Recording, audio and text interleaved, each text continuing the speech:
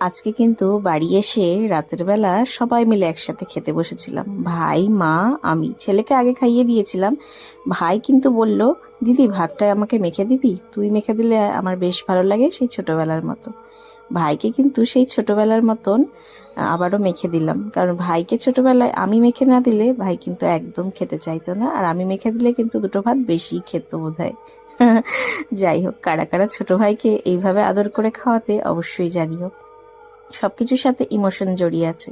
আর ভাই কিন্তু নিয়েছিল বোম্বাই লঙ্কা। বোম্বাই লঙ্কা তোমরা কারা কারা চেনো, যে লঙ্কা ভীষণ ঝাল, নিয়েছিল 1 ফোঁটা।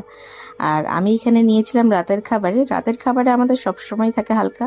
এই যে বেগুন পোড়া দেখতে পাচ্ছ, কি সুন্দর!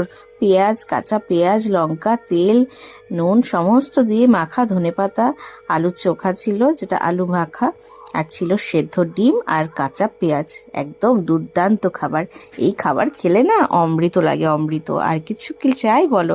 মাছ মাংসের কি দরকার আছে? কোনো দরকার নেই। যারা যারা এরকম খাবার ভালোবাসো না রাতে, তারা তো এগুলো দেখে লোভ সামলাতেই পারবে না। আর আমার না বাড়ি আসলে এই খাবারটাই প্রত্যেক দিন রাতে খেতে ইচ্ছে করে, এই আলু চোখা মাখা আর ডিম অমলেট বা ডিম সেদ্ধ। তারপর শেষে কিন্তু মা ওই দিনের একটু মাছের ঝোল ছিল, সেটুকু আমাকে আবার জোর করে দিয়ে দিল। ফুলকপি আলু দিয়ে রুই মাছের ঝোল করেছিল, একদম হালকা করে। খুব সুন্দর হয়েছিল। মায়ের হাতের রান্না সবকিছুকে হার মানায়, তাই না?